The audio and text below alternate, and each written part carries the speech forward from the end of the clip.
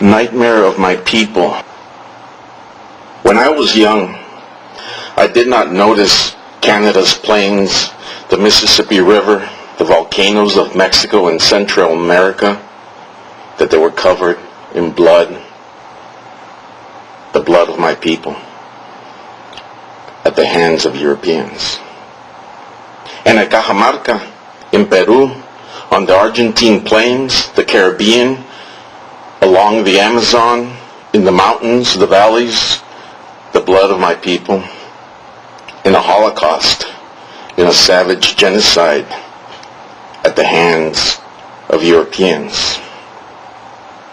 I did not notice the silence and slavery of my people. I was silent. I was a slave. I was ignorant.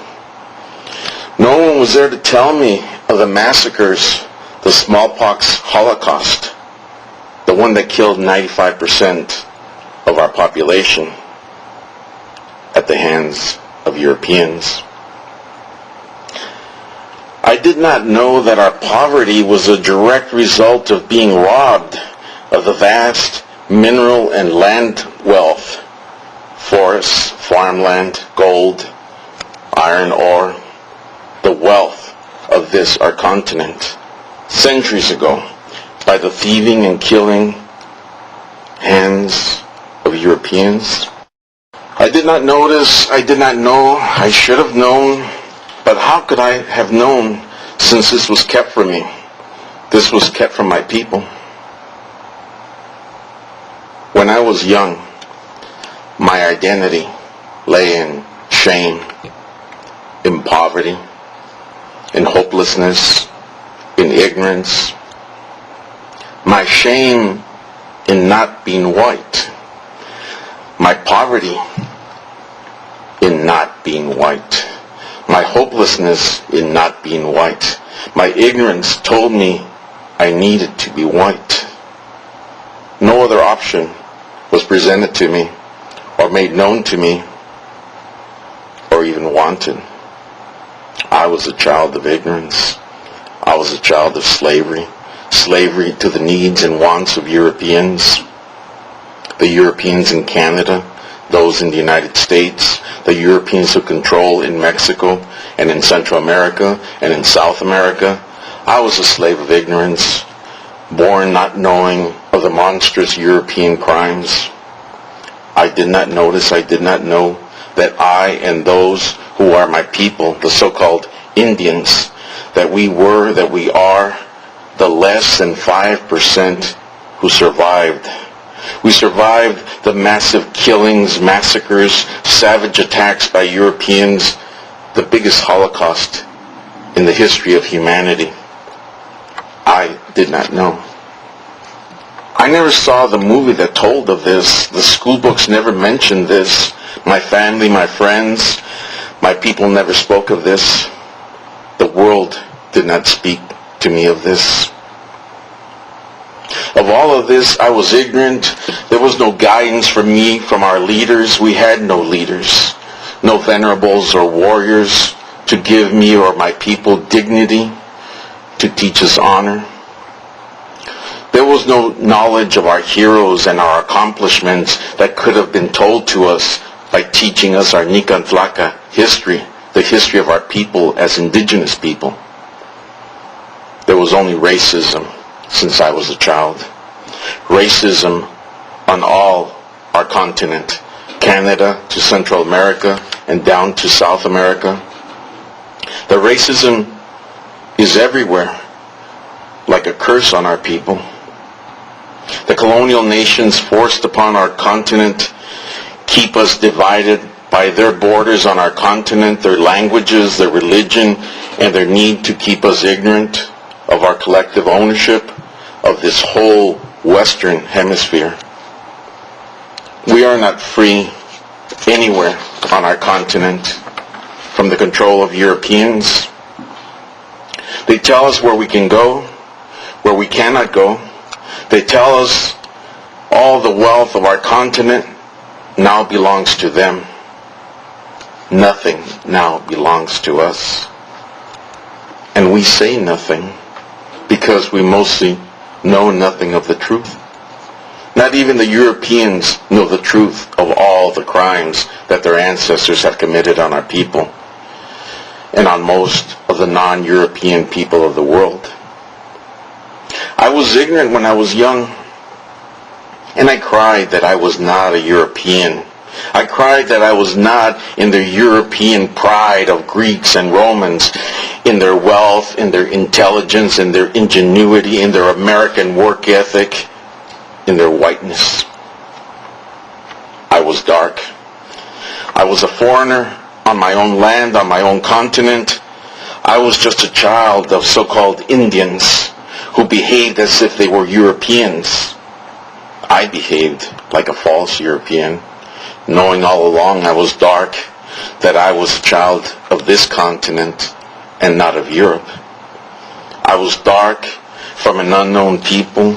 I was dark and in darkness. Darkness was my life of ignorance. Back then, when I was young, escape from reality of all these lies and racism was an absolute necessity to me. Escape was need and want and everything to me. Europe and Europeans were everything. Everything good and beautiful was in them. It was what I was taught. I escaped into their world. My people were not European, not good, not beautiful, not anything. They were irrelevant, or so I had been taught. In my escapes, I embraced my ignorance as if it was knowledge. I embraced the culture of Europeans without question. But then something happened. Knowledge began to bleed into my life. Life began to bleed into my mind. And I began a quest for knowledge. I began to learn the truth, and I no longer questioned the color of my skin, but began to question the wrongs that were done against my people.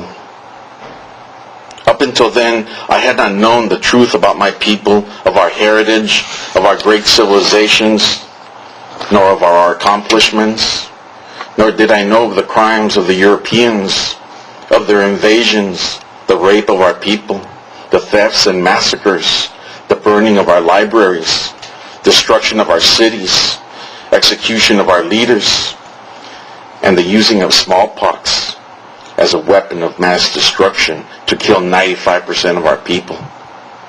70 to 100 million killed in the Western Hemisphere. All were at the hands of Europeans. So many of my people were killed so that Europeans could have our land, our continent, for free, for nothing, just for some blood. Almost all the blood of my people, almost all the lives of my people. I did not know of this before. I did not know. No one ever told me. But then I began to know. But now I'm well into my middle years, approaching elderly, approaching the ending of my years. And now I know all of this. But I am old. And I have so much more to learn. I continue to learn and teach what I have learned. I confront racist whites with truth and demands for justice. I confront the traitors of our people with mirrors of their treason. I work to educate the ignorant ones of my people. I work to educate the ignorant ones of the Europeans.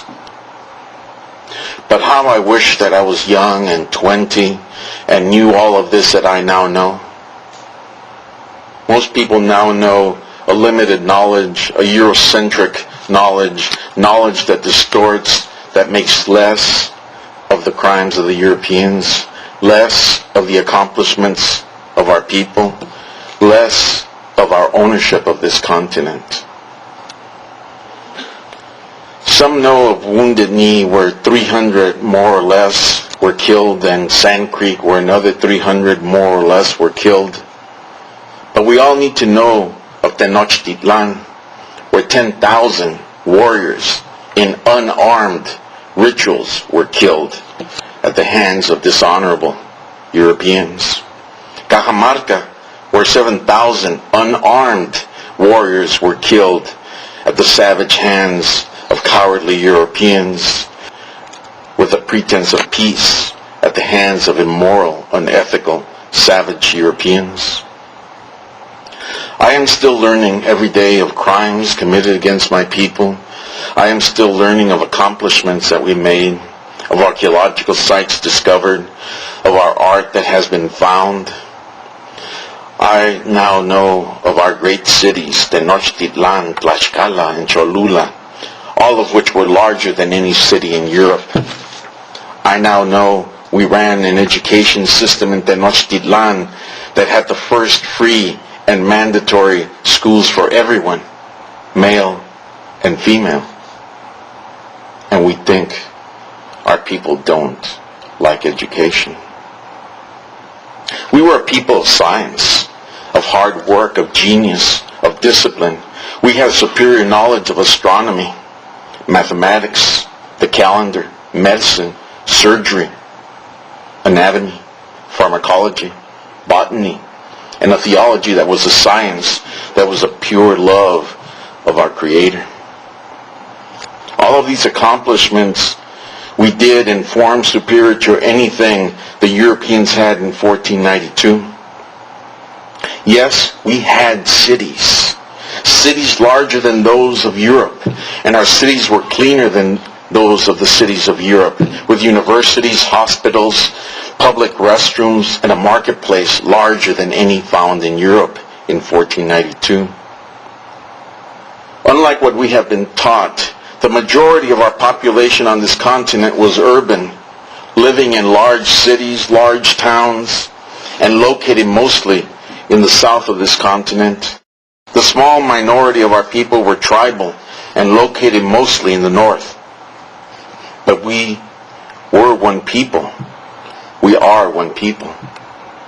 One nation, one race, united by culture, by languages, by our collective history, and by our collective ownership of this land, of this continent.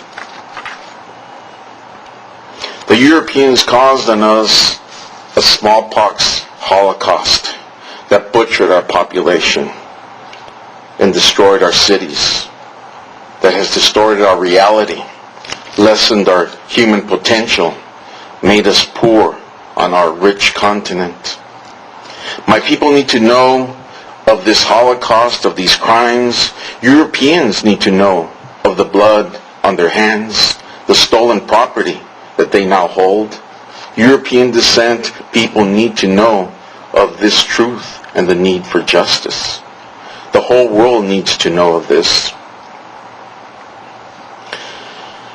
I now know so much I should have known so long ago when I was but a child. I now know perhaps too much, more than any human being should know, about the crimes of other human beings. But these are crimes against my people. I now cry some nights that we have no images of our Holocaust to remind us of these monstrous crimes. I cry for the books of our libraries that were burned, that we will never see. I mostly cry that I will not see my people free, that I will not see the pride of my people when they are free from Europeans, and we will have regained the sacredness of our continent, its beauty, its wealth, our independence from Europeans. But I can see the reality of that freedom in my dreams. My vision shows me that truth and justice will bring our people a nonviolent liberation. Our people will be free to be where the buffalo once lived, where our cities once were in their glory. Our people will be able to roam from tip to tip of our continents without borders on our lands, without Europeans stealing the wealth of our continent. One day the rivers, the mountains, the plains, the forests will no longer be covered in blood, the blood of my people, not the blood of anyone. We were a civilized people before Europeans came. We were a moral and ethical people before they came. We were a logical, reasonable people before they came. We were a courageous and honorable people, a people of knowledge and science, of democracy and egalitarianism. We were a people who honored hard work and merit. One day our children will be born into those accomplishments, those freedoms, as a Nicantlaca, the indigenous people of this continent, free and beautiful in their own light. This is what I have to say. This is what I know will happen. Every day, my actions are my concrete prayer. I learn, and it is prayer. I teach, and it is prayer. I confront the enemies of my people, and it is prayer. I confront oppression, and it is prayer. I am here today, and it is prayer. I am of the Nicantlaca race, the indigenous people of this continent, without the borders, without the nations of the Europeans. I am a speaker of truth. I am a seeker of justice. I am of the Mexica civilization. I am of the Anahuac nation. I am a child of my Creator. I am a warrior for my people. In my vision and my dreams, I no longer see my people as enslaved, robbed, mutilated, raped, and buried alive. I see them in knowledge, courageous, in honor, with dignity and freedom. I am a child of my Creator. I am a warrior for my people. I am Olin Tezcatlipoca. I live my life as a prayer for my people.